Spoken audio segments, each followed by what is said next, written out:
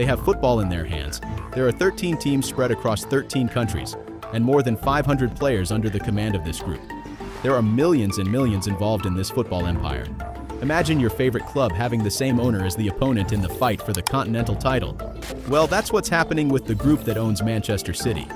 Manchester City is much more than just a football team, and that's exactly how they literally took control of world football.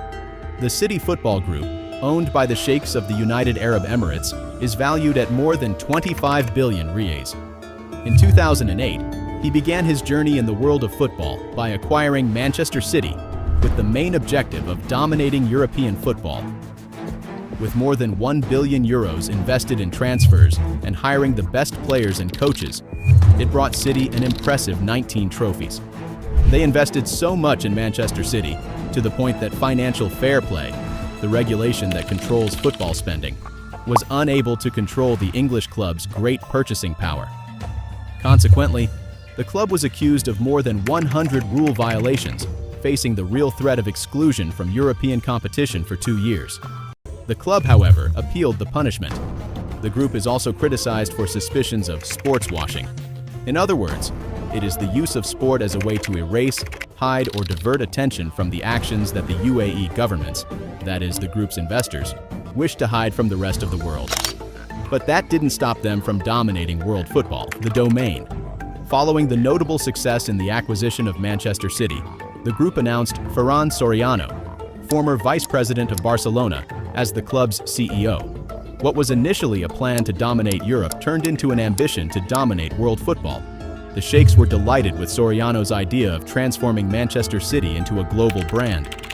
The project involved the acquisition of several clubs around the world, identifying the best young talents, developing them, and, subsequently, promoting them to the biggest clubs in the group, such as City itself. The smaller clubs within the conglomerate literally act as stepping stones for players. Soriano took over Manchester City on September 1, 2012. 2 days later, he arrived in New York to create a new football club. That meant paying $100 million for a place in MLS.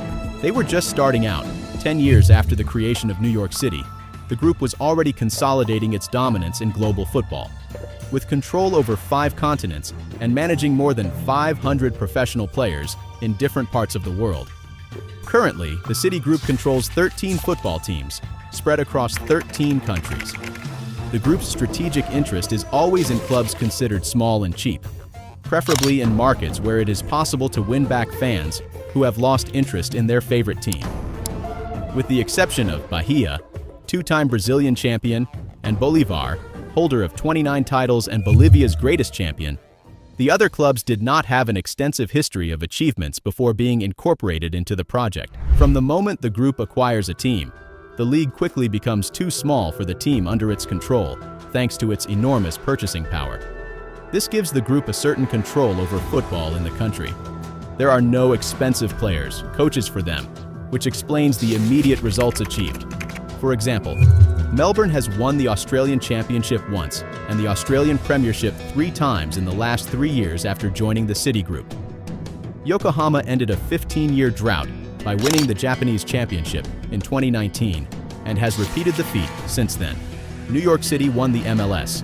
Mumbai achieved the Indian Premier League double in its first year under group control, culminating in the league title last season with one of the most dominant displays in Indian League history. And finally, 15 years after acquiring the group, Manchester City won the Champions League. It is impressive to note that 8 of the 13 current teams in the group won at least one major title last season. Some clubs in the group adopt the City brand after their first name, in addition to emblems and uniforms similar to Manchester City. Others, with consolidated histories, maintain their traditional brands. The group's aim is to mirror Manchester City's success and Guardiola's attacking style of play across all of the group's teams around the world, and thus create a unique brand identity for City. Delivering an attacking style of play, which is a pleasure to watch, is an identity we adopt at all of our clubs. The objective is to play in Manchester City's attacking style, said a group director. Recently, the group acquired 80% of the capital of the Italian team Palermo, known for revealing stars such as Edson Cavani, Javier Pastore, Paulo Dybala, among others. Furthermore, in 2021, the group expanded its presence to the South American market, acquiring Bolívar. A year later, he consolidated himself even further by acquiring Bahia.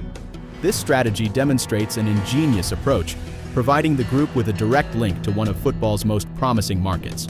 With so many clubs under the same ownership, the question arises: if teams belonging to the same owner face each other in a competition, what are the possible consequences? Rumors recently emerged that Manchester City and Girona were at risk of missing out on the upcoming Champions League due to both clubs being owned by the same owner. However, in practice, this possibility does not exist, as UEFA allows clubs with the same owner to be in the Champions League.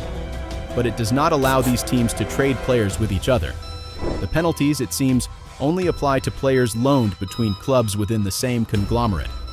A concrete example of this scenario is the player Yan Couto, highlight of the season in La Liga, who, as he is on loan from Manchester City, will not be able to compete in the Champions League for Girona, a club also belonging to the group. The strategy of developing young talents in smaller clubs and later promoting them to bigger clubs in the same group is already in practice.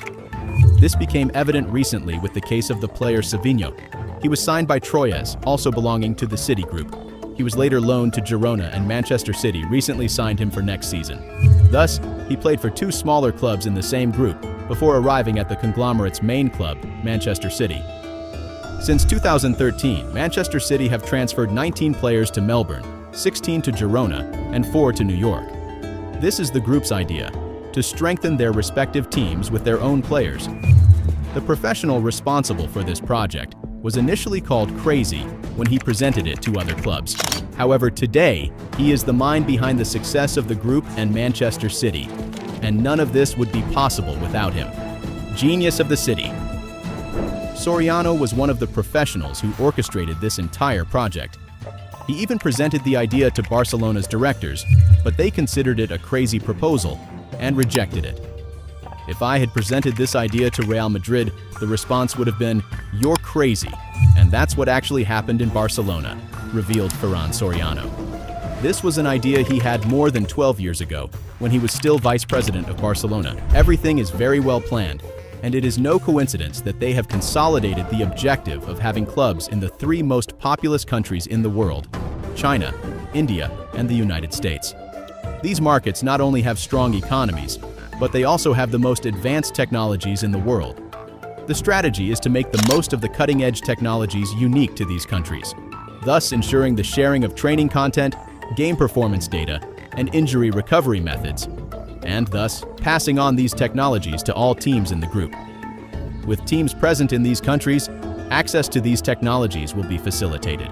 A football franchise that operates in a similar way to the City Group is the Red Bull Group, which currently also owns several clubs around the world. Now, I would like to know your opinion. Do you agree with this business model in football? Write here in the comments, and I want to know.